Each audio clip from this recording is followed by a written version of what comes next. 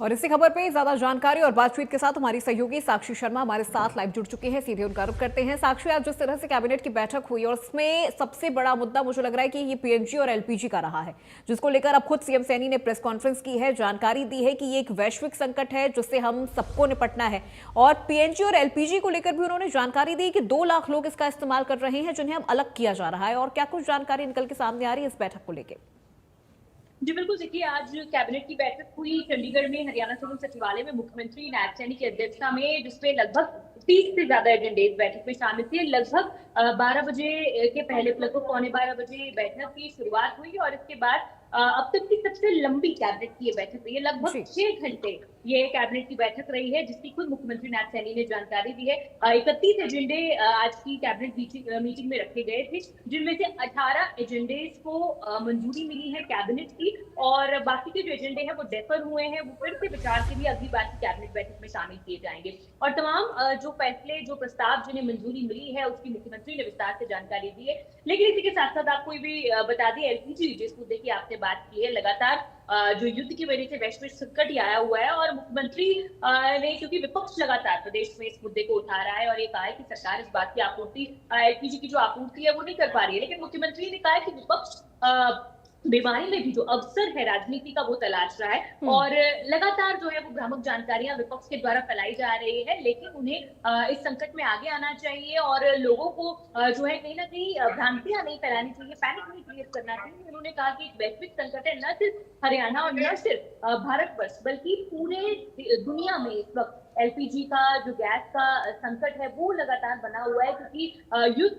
के हालात जो है वो लगातार बने हुए हैं, और इसलिए इस तरह का जो संकट है, क्योंकि पीछे से ही जो आपूर्ति है दूसरे देशों से वो नहीं हो पा रही है, और इस वजह से ये तो एक बड़ा संकट है खड़ा हुआ है। लेकिन इसको लेकर मुख्यमंत्री ने कहा कि सरकार लगातार काम कर रही है, कालाबाजारी ना हो, इसको लेकर सरकार सतर्क है, काम कर रही है। वही मुख्यमंत्री ने जनता से ये भी अनुरोध किया है कि वो इलेक्ट्रिक चूल्हे का या फिर सोलर से उपयोग होने वाले चूल्हे का उपयोग करें, और इसमें सरकार सोलर से उपयोग होने वाले चूल्हे को लेकर सब्सिडीज भी देती है। मुख्यमंत्री ने इस बात की भी जानकारी दी और विपक्ष को भी कहा कि इस मुश्किल घड़ी में उन्हें आगे आना चाहिए, और वैश्विक संकट है, इसमें लोगों को भ्रामक जानकारी नहीं फैलानी चाहिए, पैनिक नहीं क्रिएट करना चाहिए। वहीं एक बड़ी और अहम जानकारी ये भी उन्होंने साझा की कि वो तमाम लोग जिन्होंने पीएनजी का कनेक्शन ले रखा है लेकिन अब भी एलपीजी का उपयोग कर रहे हैं, गैस सिलेंडर्स का, उन्हें इससे बाहर किया जाएगा एलपीजी के कनेक्शन से। और जिनके पास पीएनजी का कनेक्शन है पाइपलाइन से, जिन्होंने अपने कनेक्शंस को एक्टिव नहीं किया है, वो अपने कनेक्शंस को एक्टिव करें, क्योंकि जिनके पास पीएनजी है उन्हें उन उपभोक्ताओं को पीएनजी का ही उपयोग करना होगा।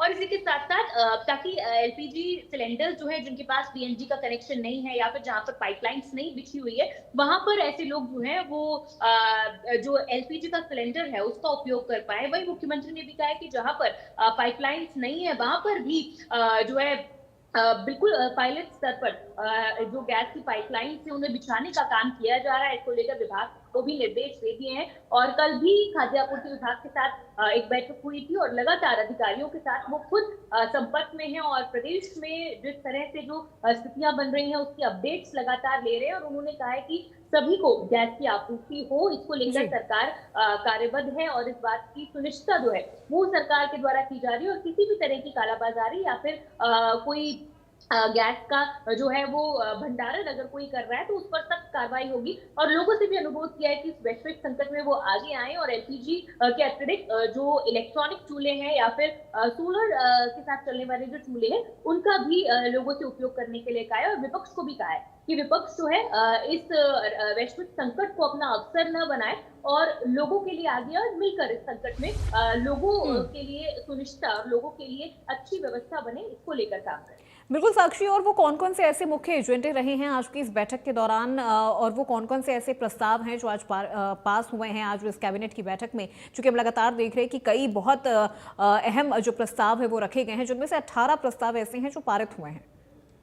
बिल्कुल, देखिए जैसे मैंने आपको बताया कि 6 घंटे बैठक चली, 31 में से 18 जो हम्म। एजेंडे हैं उन पर मुहर लगी है। कैबिनेट की कई अहम फैसले लिए गए। जुडिशियल सेवा नियम 2007 में संशोधन को मंजूरी दी गई है। इसमें प्रमोशन कोटा जो 65% से बढ़ाकर 50%, और प्रतियोगी परीक्षाओं का जो कोटा है वो 10 से बढ़ाकर 25% करने के प्रस्ताव को मंजूरी मिली है। वहीं स्वास्थ्य विभाग ने फार्मासिस्ट पद के लिए 6 माह का जो अनिवार्य प्रशिक्षण है उसे हटाने को मंजूरी मिली है। इससे कर्मचारियों की जो कमी है वो पूरी होगी और स्वास्थ्य सेवाएं भी बेहतर होंगी। इसी के साथ साथ जो फार्मासिस्ट के लिए प्रमोशन कोटा है उसे 25% से घटाकर 5% कर दिया गया है, जिससे सीधी भर्ती जो है वो 95% तक बढ़ेगी। और इसके साथ ही जो ऑपरेशन थिएटर असिस्टेंट है उनके लिए योग्यता 10+2 और बीएससी मेडिकल टेक्नोलॉजी करने का जो प्रस्ताव है उसे भी सरकार के द्वारा आज कैबिनेट की मीटिंग में मंजूरी दी गई है। वही वित्तीय सुधारों के तहत अब जो यूटिलाइजेशन सर्टिफिकेट है उसका एक तय फॉर्मेट भी जारी किया गया है, जिसे लागू किया गया है सरकार की तरफ से इस कैबिनेट की बैठक में। और लास्ट पे जो सर्टिफिकेट में एक यूनिक कोड जोड़ना है वो भी अनिवार्य होगा, जिससे पारदर्शिता आएगी और जवाबदेही भी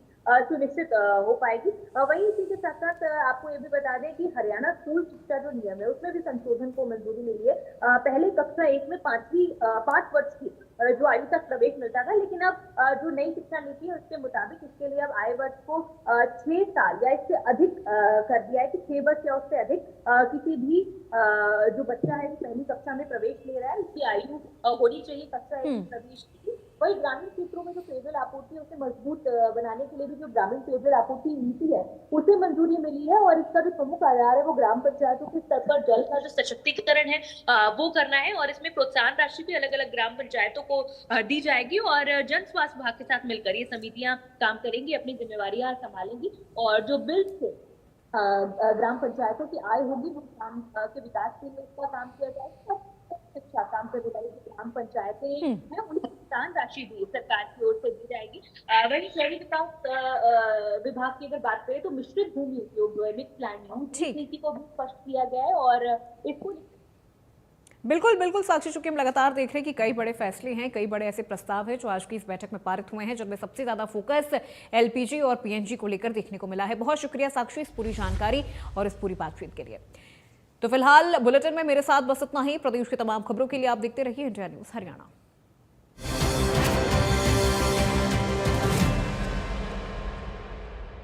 चुलबुलापन